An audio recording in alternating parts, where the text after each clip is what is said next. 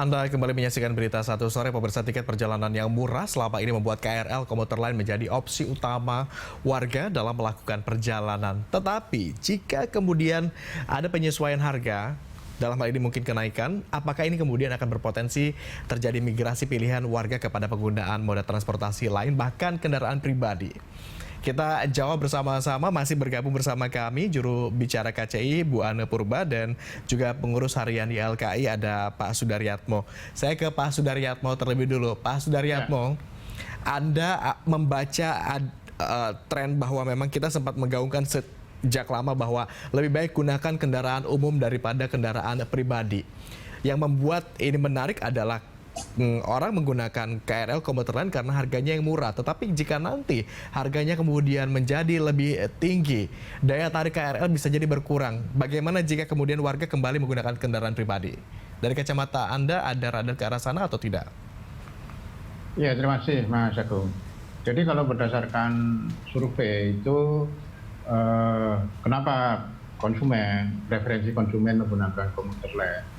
Satu, selain murah, itu juga waktu tempuh menggunakan komuter lain itu lebih predictable kan gitu, lebih predictable. Terus justru dalam hal ini sebenarnya pemerintah itu mestinya berterima kasih kepada pengguna komuter lain, khususnya yang beralih dari kendaraan pribadi ke angkutan umum, khususnya berbasis kereta, baik itu KCI maupun MRT. Dalam konteks ini memang kebijakan untuk menaikkan tarif itu harus dikaji secara matang, jangan sampai ini nanti justru penggunanya itu beralih ke kendaraan pribadi, padahal pemerintah itu dalam rencana induk transportasi Jabodetabek itu punya target di 2030 kalau tidak salah itu mobilitas masyarakat itu 60% menggunakan public transport gitu. Jadi ini yang mestinya menjadi acuan. Itu Mas Agung. Baik, saya ke Bu Ane. Bu Ane, tadi Anda sempat menyebut jika sebelumnya hanya ada ratusan keberangkatan atau perjalanan, sekarang sudah di-handle bahkan sampai lebih dari 1.000 begitu ya. Sekarang kita tahu kalau misalnya ada nilai yang memang sudah tidak lagi dibebankan kepada subsidi, artinya KCI akan memiliki keluangan yang lebih begitu dari potongan subsidi tadi. Kemana kan rencananya? Untuk pengembangan operasionalkah lagi? Iya, sebenarnya kalau kita naik tarif atau tidak sebenarnya sama. Karena sebenarnya subsidi itu akan diberikan untuk memenuhi kekurangan tarif yang diberikan oleh penumpang. Tapi perlu kita apresiasi upaya pemerintah yang saya lihat, yang kita lihat bahwa stasiun saat ini yang dulunya tidak ada lift dan eskalator, sekarang sudah ada lift dan eskalator. Dulunya hanya 500 perjalanan, sekarang 1.100 perjalanan, bahkan ditarget itu lebih dari 1.500 perjalanan untuk kita bisa mengangkut 2 juta penumpang per hari. Yang saat ini sebelum pandemi kita sudah mencapai hampir 1,2 juta penumpang. Kemudian kereta yang dikelola yang dulunya hanya 60 kereta, sekarang kami sudah memiliki 115 rangkaian, terdiri dari 1.115 kereta. Dan kami saat ini diberikan challenge gimana caranya supaya KRL yang dulunya tidak baru, nanti kita bertahap mulai tahun 2025 itu akan mendapatkan kereta baru. Tentu ini membutuhkan investasi juga. Sehingga bagaimana caranya supaya subsidi dan tarif ini bisa membuat kita menjadi pelayanan yang lebih baik. Yang perlu disetujui adalah bahwa subsidi ini bisa dinikmati di seluruh Indonesia. KRL tidak hanya di Jabodetabek, tetapi juga harus berkembang di daerah lain. Itu yang mungkin perlu kita dukung ya Pak Sudaryatmo, bahwa pada saat ini seperti Jogja Solo sudah ada KRL, Bandung pasti mau, daerah lain pasti mau. Jadi ini yang terus kita dorong sehingga kami bekerja sama dengan semua stakeholder melibatkan pengguna jasa komuter lain melalui survei komunikasi sebenarnya tarif yang mereka ketika kita menyesuaikan penyesuaian, tarif yang mereka mampu dan mau membayar itu berapa, dan itu sudah kita dapatkan di 2021.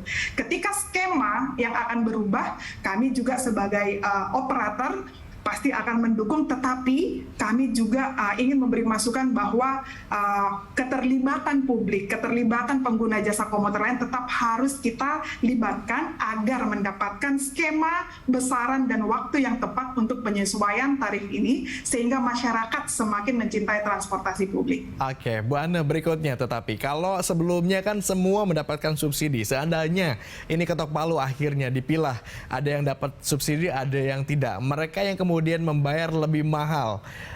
Apa iming-iming dari KCI? Katakanlah iming-iming begitu agar mereka kemudian tidak pindah ke moda transportasi lain dan tetap menggunakan KRL, komuter lain, supaya tidak menggunakan kendaraan pribadi. Di Jabodetabek sebenarnya sudah ada 2 di KAI Group ya.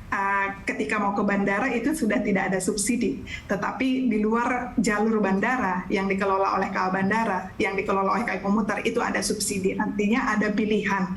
Namun yang bisa kita jamin pada saat ini KAI Komuter bersama dengan DJKA, di sini Kementerian Perhubungan ya, khusus untuk kereta subsidi seperti KAI Komuter ini, kami tetap berupaya melibatkan stakeholder supaya kami mendapatkan skema tadi, skema baik besaran ataupun skema pentarifan ini bisa didukung oleh publik, sehingga yang bisa dijamin adalah kita melihat bahwa pengembangan transportasi publik seperti kereta ini 5 tahun terakhir sangat luar biasa. Stasiun direvitalisasi, modernisasi persinyalan sehingga kita bisa memperkecil headway, sehingga kita yakin nanti di 2025 kita bisa menjalankan kereta lebih banyak lagi sehingga lebih banyak masyarakat menggunakan komuter lain. Ini yang terus kita lakukan, sehingga investasi-investasi ke depan itu memang tujuannya adalah untuk membuat stasiun kita ramah disabilitas, lansia dan yang lain, sehingga yang dulunya stasiun kita tidak ada lift dan eskalator, saat ini lebih dari 100 ya stasiun di Jabodetabek ini perlahan akan kita perbaiki seperti stasiun-stasiun yang saat ini sudah diperbaiki mulai dari Cikarang sampai Manggarai. Baik, supaya manfaatnya bisa dirasakan oleh seluruh lapisan masyarakat begitu, khususnya para penumpang KRL. Terakhir saya mau ke Pak Sudaryatmo. Pak Sudaryanto, lantas dari diskusi kita tadi sejak awal, apa yang terakhir upaya yang sebaiknya dilakukan oleh pemangku kebijakan agar tadi tujuan awal subsidi tepat sasaran ini bisa tetap terlaksana tanpa mengesampingkan aspek-aspek positif lainnya yang sudah terbentuk selama ini sebagaimana disebutkan oleh Bu Anu tadi? Ya, memang kebijakan tarif transportasi publik itu kan resultan antara kepentingan konsumen, dan kepentingan operator. Jadi kalau dari sisi operator kan struktur tarif yang ada itu pertama harus mengcover cost recovery, biaya. Kemudian yang kedua sudah memperhitungkan margin. Terus yang ketiga adalah biaya penyusutan. Kenapa biaya penyusutan? Seperti itu kan Bu Anda tadi katakan, sehingga dia bisa penggantian sarana yang baru, sama tadi biaya investasi. Kemudian kalau dari sisi konsumen, ini kan tadi sudah disinggung bahwa struktur tarif yang ada itu sudah dihitung dengan cermat bahwa dia sesuai dengan ability to pay konsumen. Yang kedua, persentase belanja transportasi dibandingkan total expenses, ini juga harus ada surveinya. Jadi kalau belanja transportasi masyarakat itu masih di bawah sudah di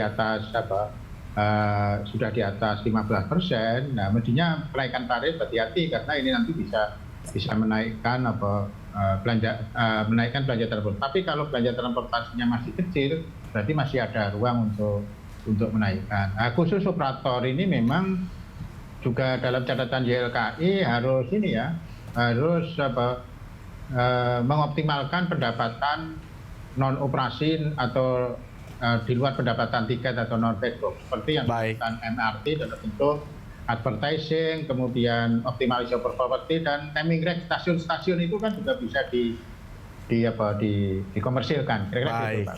Baik, terima kasih Pak Sudaryatmo, terima kasih Bu Ane. Kita lihat bagaimana nanti kelanjutan dari wacana ini, begitu apakah kemudian para pemangku kebijakan ketok palunya seperti apa. Tetapi yang jelas kita harapkan setiap kebijakan yang akhirnya diketok palu dapat sama-sama berbuah manis dan bisa dinikmati oleh seluruh lapisan masyarakat, khususnya para pengguna KRL. Terima kasih atas kebersamaan Anda di Berita Satu Sore.